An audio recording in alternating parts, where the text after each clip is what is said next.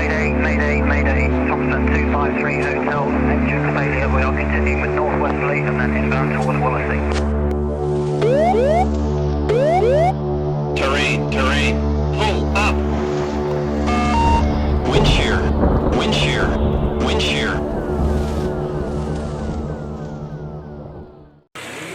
Thank you, Carl. And hello to all of you, so many familiar faces. And it's lovely to see nothing but aviation being spoken over here and people enjoying themselves next to their beloved aeroplanes. It's absolutely wonderful to see you. I believe that we will be delivering a talk on flight safety at air shows and formation aerobatics. And here I'm joined by my terrific partner, Arnie. We've been doing so many shows together last 20 years or so, and bringing aviation to as many people as we possibly can. Now the setup is that luckily we have a very good safety record, which could change in the blink of an eye in this game. But it's something that we work at all the time. And it's something that you can never, ever take for granted.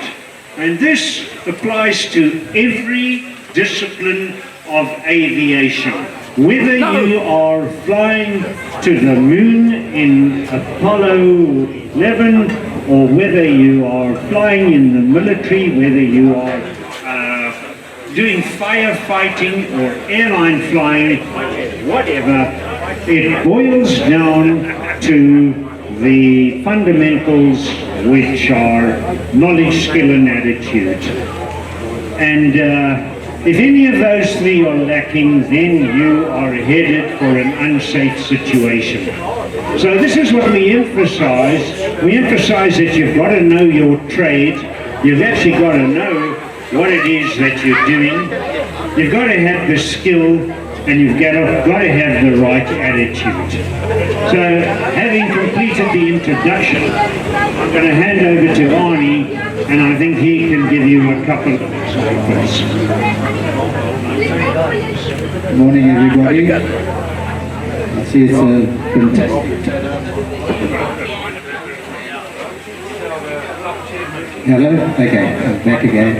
And as Scully said, it's so lovely to see so many aircraft and so many enthusiasts with respect to flying, building your own aircraft, doing whatever you can to get up into the air. That's really something to be proud of. Knowledge, which Scully started off on, is obviously quite a big word, and I'm not too sure if I can spell it. And to be quite honest, I'm learning every day. But knowledge certainly is something that is of a prime importance with respect to flying, and that goes obviously knowledge of your aircraft, knowledge of, in our case, who you're flying with, what the weather's going to be like, and a whole spectrum of other items which I'm sure all of you, before you fly, go through. And it is obviously something that we do in a briefing. And I'm certain that when before you fly, you do yourself the exact same thing. You brief yourself, you check the weather, you check where you're going to, you check your aircraft, and make sure that everything is in order, 100%. With respect to the formation flying, the knowledge, of course, comes together hand in hand with skill. And we are very fortunate in that sense, because in my mind, skill does come from practice. Some of us are just born natural airmen, like this gentleman on my right, and others like myself have got a long way to go and a lot of learning to do and a lot of hard work to get to a certain position. However, with humour supporting us at this point, we are certainly lucky that we can go out and practice again and again and again until we do get to a certain point where we think, okay, this is airshow quality stuff and we can present it. And Scully, maybe you'd like to say a word or two on the skill side? The big danger is when people try and accomplish something that they actually do not have the skill for, or where they don't realize that they are lacking in skill. And here my dad's words come back to me. Oh, may his dear soul rest in peace. But my old man was a pilot of note, and he went through life giving me, I think, only two pearls of wisdom. And the one pearl of wisdom was that I should know my limitations. Not only my limitations, the limitations of the aircraft. If you were to know both the limitations, then that way you would stay out of trouble. And the unfortunate thing is that so many people do not know their limitations. They are going to try a low-level roll when they aren't familiar with the rolling characteristics of the aeroplane, or having been taught and practiced the art of a roll at low level. And so we see fellows that will try something that they do not have the skill for, and essentially those guys don't belong. We don't want those guys around us, or people that don't know their own limitations, because that is going to let you down somewhere along the line. Now the thing is, the attitude is something we haven't touched on. And for us, the air show begins very, very early on. The air show that we presented over here today actually started in Arnie's office this morning with a long briefing. We looked at the weather, we looked at the altitude here, we looked at the temperature, we know what the layout is, and we discussed the entire show. And that's the attitude you've got to have. You can't arrive here and say, well, what now? What are we going to do? You've got to be mentally prepared for the whole thing. The other thing is that, and I said this only yesterday in a talk, that there is no place for cavalier or gung-ho or rogue behavior, where you are just going to buck the system and where you are going to buck convention. And so we fly the show and we ensure that we have the required, we have the,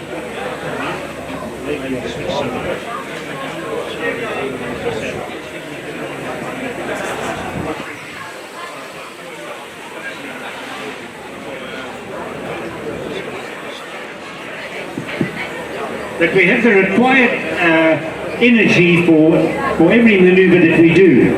And we're missing two of the team members today because they're flying for South African Airways. But for those of you that have watched us enough, you'll see that we have a modular approach to the way that we fly. What do I mean by a modular approach? We've got the 3 aeroplanes doing the formation aerobatics, and we've got the 1 aeroplane doing solo. And before we enter,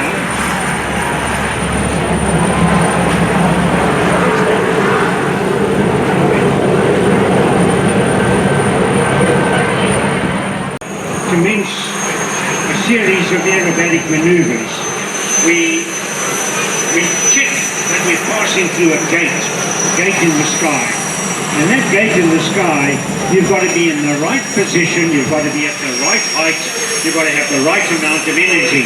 Because if you run out of energy, you're either going to stall, spin, or you're going to hit the ground because you just don't have the aerodynamic capability to complete the maneuver.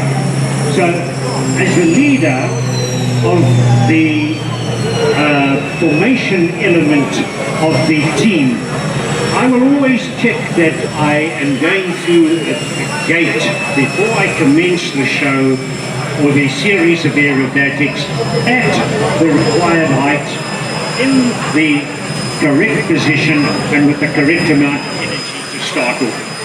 If you don't have any of those, you've got to have the self-discipline to actually cancel that aspect and to make another plan. And as soon as we finish, it's the soloist that's and that is Sean Thackeray. And Sean Thackeray, before he commences his solo sequence, he makes sure that he's got the same energy as well. So that is a little bit about things from my side. I think Arnie can talk to you about trust. Just to continue for 2 seconds on what Scully was talking about with respect to leading. The leader is quite an important person, obviously, in the team. He keeps a lookout, he makes sure the gates are correct. But at the same time, he must have flown all of the other positions to know what difficulty that person in the number 2 or the number 3 or in the box is actually experiencing while the maneuvers are being made. So there again it comes back to skill and knowledge, and these 3 items are really all tied together very, very firmly. Just to give you an idea of attitude now, which Scully was talking about, quite a few years ago we were en route to a certain airport in the Northern Cape, and it was a 4-ship, and unbeknown to us, 2 of our ferry pilots had gotten together and they had sort of agreed to do a formation landing unbeknown to us. And that actually turned into a bit of a catastrophe where one of the aircraft went off into the veld, and we had to fly her home with the gear down because of some damage. And I'm only mentioning this because of the fact that a briefing is a briefing for that exact manner, or in the sense that it is a briefing that you stick to. You do not change what has been decided on a whim and say, okay, let's do this quickly and let's see how it works out. And that is where most of the dangerous stuff that you see, where people are crashing or whatever they might be doing to their aircraft and hurting themselves, it comes about them. So the attitude, I think, of the people that you fly with is one of the most important aspects. You don't want a gung-ho attitude, and at the same time you want someone that is of the same culture, of the same frame of mind, of the same way of thinking, someone who respects what has been decided, respects the aircraft, respects the airspace, respects the way you do things, and manages to land safely. And I think that is really what it's all about. It's an attitude that one should have when you approach flying, and I think that's the most important. What Arnie is saying is you don't do anything on the spur of the moment. And when I go back in, I think there's with the Pitts team, there's 35 years of history there. 35 years since we started. With the Harvard team, the Flying Lions, there's 19 or 20 years, but if you add the South African Airways Harvard, call it say 24 years of flying together in Harvards. So what have we actually had in the Pitts specials in 35 years? I think we had 2 near mishaps. 2. Touch wood. Touch wood somewhere. Only 2 narrow escapes, and or where you were left with heart palpitations and hyperventilating and shaking with fear. And both of them, actually I'm exaggerating, because cowboys don't cry, especially in front of their horses. So I exaggerate a little bit, but I had cause to reflect afterwards and to say, hell, that was close and we could have had a terrible accident. And why did those 2 things happen? They happened because we did something on the spur of the moment. And what happened was that we were doing a 3-way crossover at Heilbronn over a very, very small arena. In fact, where the local rugby club had their stadium. And Chris Rademon came from the one side, Jeff Birch came from the other side. They were going to do an opposing pass. and I was coming from a third side. And I was going to cross over the top of them, and in fact 3 Zlins collided in Europe in exactly the same manner a couple of years later.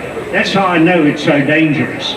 And as we were aiming for this cross, by some incredible fluke, we realized that we were going to get this right exactly over the arena, which is 50 meters either way, that we were getting this right. And somebody, one of the wingmen said, let's roll. And that was never in the equation. Now, if you're going to roll, before you roll, you're going to pitch. 2 aeroplanes are going to pitch.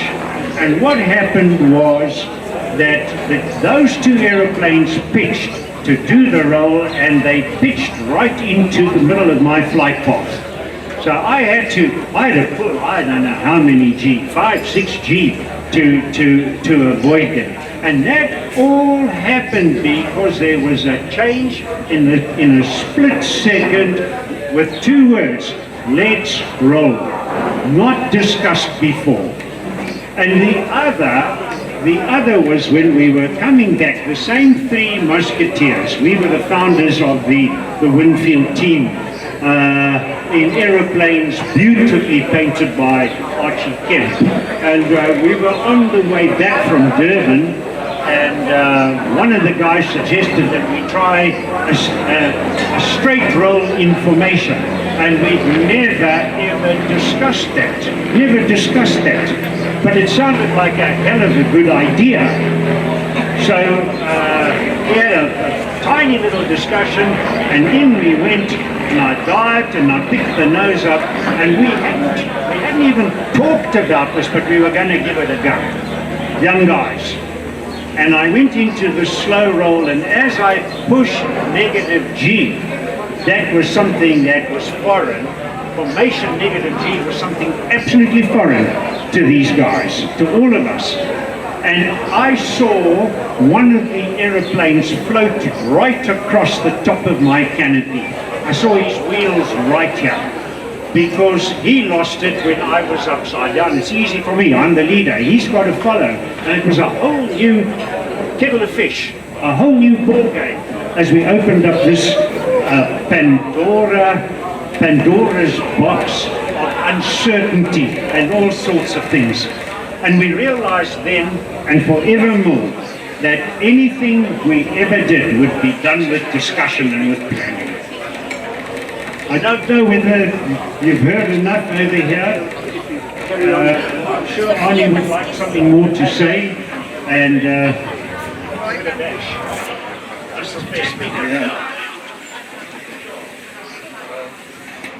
The only thing that I can add to that is that Scully's absolutely right. I mean, I've mentioned the one episode where we had this problem down at Northern Cape, and unfortunately that is the situation. If you do not brief something, don't try it. I mean, we've come into Rand Airport, which is just down the road, as you all know, and we've come in as a formation, and the reason why we do this is because we come in under one call sign. It might seem to people that we're doing it because we built up or whatever it might be, but in actual fact, it is the safest way to break up a formation and recover the aircraft. So we're coming into Rand Airport, and we set up for, let's say, a left-hand brake, and the tower gives us a right-hand brake. And all pandemonium breaks loose, of course, because now there's traffic on the left-hand circuit, etc., etc.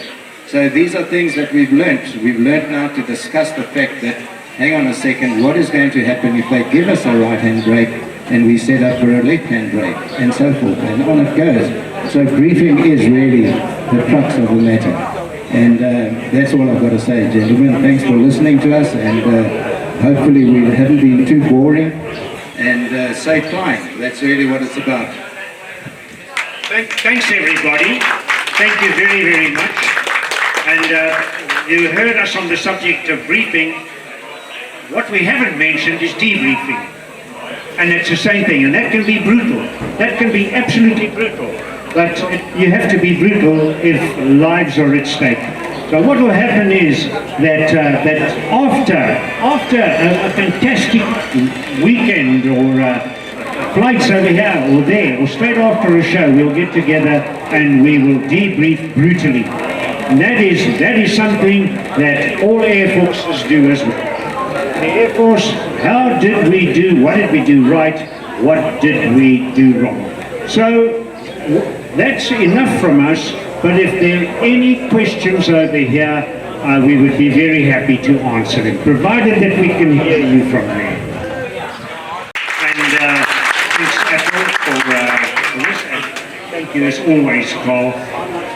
Extremely privileged to listen to guys of Arnie and Scully's ilk. Thank you so much for making this available. There's something that he said there's very significant. A cavalier attitude, a rough pilot, those were mentioned. And that is one of the main causes of accidents around areas like this. And I sat in on a couple of briefings that Scully's been on at SAA, and one of the other doyens and sages, a fellow called Johan Dries, who said that in an air show, what you have practiced, you never ever vary from that. And we were flying a Ju-52, I mean it flies at the speed of these little airplanes. And he said, even although it's just a simple up and down in front of the crowd, you do not vary and change the direction or anything. Scully and Arnie, thank you so much for this. And I'd also just like to say that this was organised also in collaboration with the Aero Club. And you'll see Rob Yonkers is walking around with a safety aviator shirt on. And to have this safety talk as part of our show here goes also about what the Aero Club is trying to achieve, safety, and by being safe, it also helps ensure our freedom of the skies. Thank you so much, and thank you, Arnie.